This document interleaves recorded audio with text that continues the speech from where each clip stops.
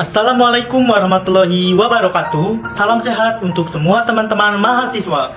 Kami dari kelompok 7 akan menjelaskan tentang ekonomi makro dalam ekonomi tertutup. Sebagaimana untuk memenuhi tugas ekonomi makro dengan dosen pengampu yaitu Bapak Ahmad Tarmiji. Dan berikut anggota kelompok yang akan menjelaskan materi ini. Yang pertama ada Riki Guru, ada Rani Fadila, ada Debbie Dwi Siva, dan ada Miftahudin. Sistem ekonomi tertutup, yaitu suatu sistem ekonomi di mana aktivitas ekonomi yang dijalankan hanya berlangsung di dalam negara yang bersangkutan tanpa melakukan hubungan ekonomi dengan negara luar.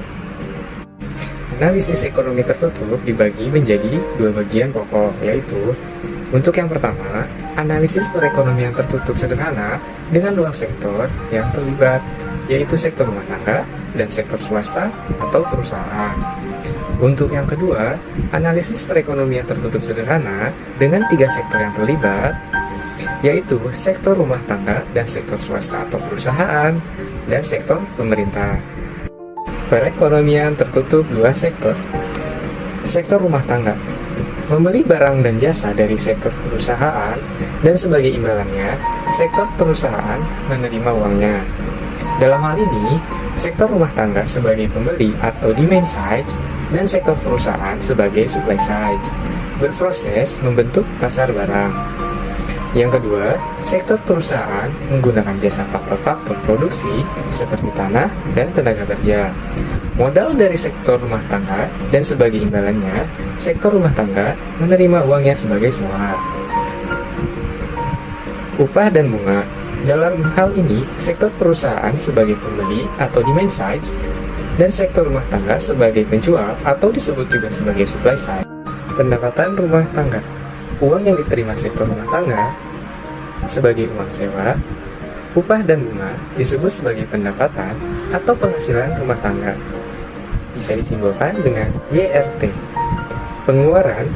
Untuk pengeluaran barang dan jasa disebut pengeluaran konsumen, bisa disimbolkan dengan CRT. Sisa pengeluaran rumah tangga yang ditabung atau bisa disebut juga dengan saving disimbolkan dengan SRT. Persamaan pendapatan rumah tangga. YRT sama dengan CRT plus SRT. Pendapatan perusahaan. Uang yang diterima sektor perusahaan bisa disimbolkan dengan YP. Uang yang akan digunakan untuk membayar sewa, tanah, upah, tenaga kerja, dan bunga disebut ongkos produksi atau pengeluaran investasi disimbolkan dengan IP. Pengeluaran konsumen perusahaan bisa disimbolkan dengan CP. Persamaan penerimaan perusahaan YP sama dengan CP plus IP. Keseimbangan pendapatan. Dalam ekonomi tertutup dua sektor, pendapatan yang diterima perusahaan sama dengan yang diterima rumah tangga. Y sama dengan Y. Pengeluaran konsumsi perusahaan sama dengan pengeluaran konsumsi rumah tangga. C sama dengan C. Dengan demikian, S sama dengan I sama dengan S.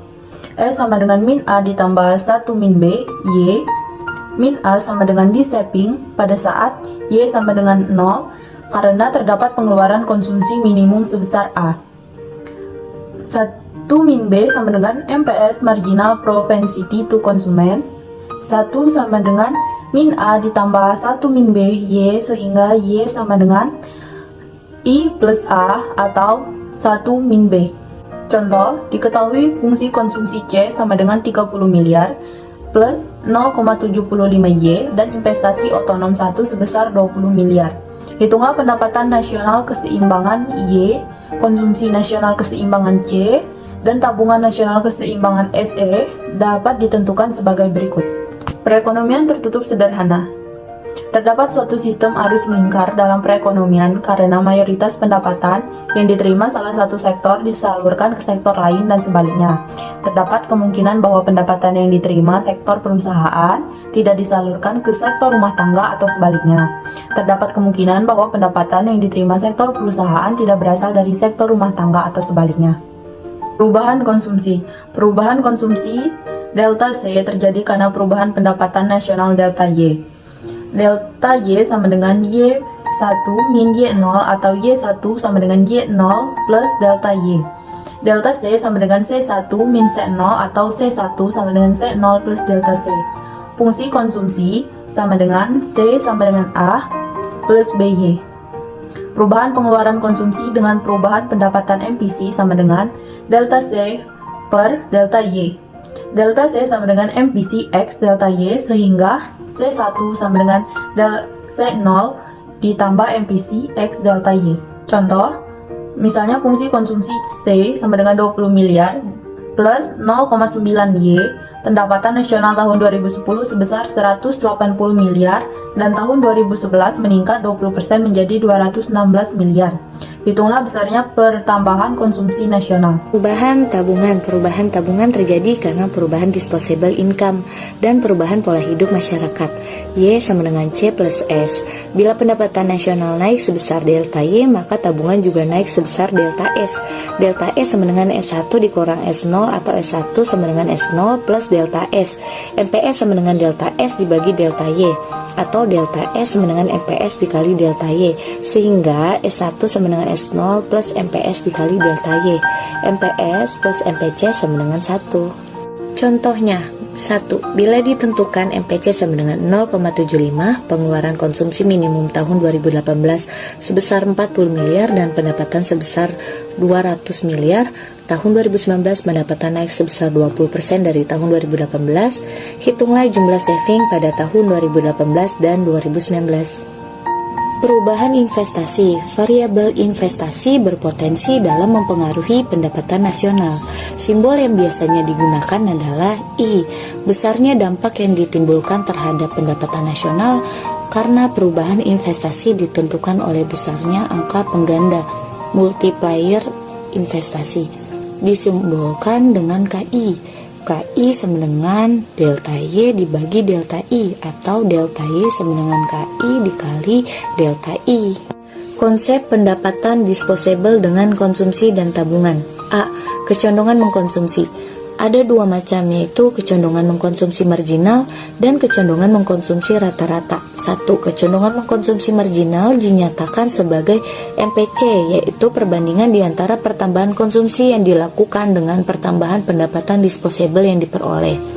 2. Kecondongan mengkonsumsi rata-rata dapat dinyatakan sebagai APC, yaitu sebagai perbandingan di antara tingkat konsumsi atau C dengan tingkat pendapatan disposable ketika konsumsi tersebut dilakukan. B. Kecondongan menabung. Ada dua macam, yaitu kecondongan menabung marginal dan kecondongan menabung rata-rata. 1. Kecondongan menabung marginal atau MPS dapat didefinisikan sebagai perbandingan di antara pertambahan tabungan atau delta S dengan pertambahan pendapatan disposable atau delta Y. 2. Kecondongan menabung rata-rata APS menunjukkan perbandingan di antara tabungan atau S dengan pendapatan disposable atau Y. Contohnya, misalnya KI sama dengan 4 dan investasi bertambah dari 20 miliar menjadi 35 miliar, atau delta I sama dengan 15 miliar. Hitunglah pertambahan pendapatan nasional. Hubungan antara konsumsi dan pendapatan dalam perekonomian tertutup. 1. Pada pendapatan yang rendah, rumah tangga menggorek tabungan. 2. Kenaikan pendapatan menaikkan pengeluaran konsumsi. Biasanya pertambahan pendapatan adalah lebih tinggi daripada pertambahan konsumsi. 3. Pada pendapatan yang tinggi, rumah tangga menabung disebabkan pendapatan selalu lebih besar dari pertambahan konsumsi, maka pada akhirnya rumah tangga tidak menggorek tabungan. 4. Kecenderungan bagi sektor rumah tangga untuk melakukan konsumsi disebut dengan marginal propensity to consume atau biasa disebut MPC. Sedangkan kecenderungan bagi sektor rumah tangga untuk melakukan tabungan disebut dengan marginal propensity to save atau MPS. Fungsi konsumsi dan fungsi tabungan. Ada dua kurva yang sangat penting perannya dalam penentuan keseimbangan pendapatan nasional, yaitu yang pertama ada fungsi konsumsi dan fungsi tabungan. Yang pertama, fungsi konsumsi, yaitu suatu kurva yang menggambarkan sifat hubungan di antara tingkat konsumsi rumah tangga dalam perekonomian dengan pendapatan nasional atau pendapatan disposable perekonomian tersebut. Dan yang kedua yaitu fungsi tabungan. Fungsi tabungan yaitu suatu kurva yang menggambarkan sifat hubungan di antara tingkat tabungan rumah tangga dalam perekonomian dengan pendapatan nasional atau pendapatan disposable perekonomian tersebut. Dan materi yang selanjutnya yaitu persamaan fungsi konsumsi dan fungsi tabungan. Fungsi konsumsi dan fungsi tabungan di samping digambarkan dalam bentuk kurva dan juga dapat dinyatakan dalam bentuk aljabar seperti fungsi konsumsi yaitu C sama dengan A plus BY, dan sedangkan fungsi tabungan yaitu S sama dengan min A plus dalam kurung 1 min BY. Yang selanjutnya yaitu penentu-penentu lain konsumsi dan tabungan. Yang pertama itu ada kekayaan yang telah terkumpul, suku bunga, sikap hemat keadaan perekonomian, distribusi pendapatan, tersedia tidaknya dana pensiun yang dapat mencukupi. Yang selanjutnya ada arti investasi. Investasi yang lazim juga disebut dengan istilah penanaman modal atau pembentuk modal yang merupakan komponen kedua yang menentukan tingkat pengeluaran agregat. Investasi dapat diartikan sebagai pengeluaran atau pengeluaran penanaman modal atau perusahaan untuk membeli barang-barang modal dan perlengkapan-perlengkapan produksi untuk menambah kemampuan produksi barang-barang dan jasa-jasa yang tersedia dalam perekonomian. Materi selanjutnya yaitu penentu-penentu tingkat investasi. Yang pertama, tingkat pendapatan nasional dan perubahan-perubahannya. Yang kedua, keuntungan yang diperoleh perusahaan-perusahaan. Yang ketiga, tingkat keuntungan yang diramalkan akan diperoleh. Yang keempat, ada suku bunga. Dan yang kelima, ramalan mengenai keadaan ekonomi di masa depan dan kemajuan teknologi. Yang selanjutnya, penentu tingkat kegiatan ekonomi. Setelah menunjukkan ciri-ciri dan konsumsi rumah tangga dan investasi perusahaan, sekarang telah dapat dijelaskan yang pertama mengenai arti dari konsep tingkat kegiatan ekonomi negara atau keseimbangan perekonomian negara. Yang kedua, mengenai proses penentu tingkat kegiatan ekonomi dan pendapatan nasional dalam suatu perekonomian yang terdiri dari dua sektor.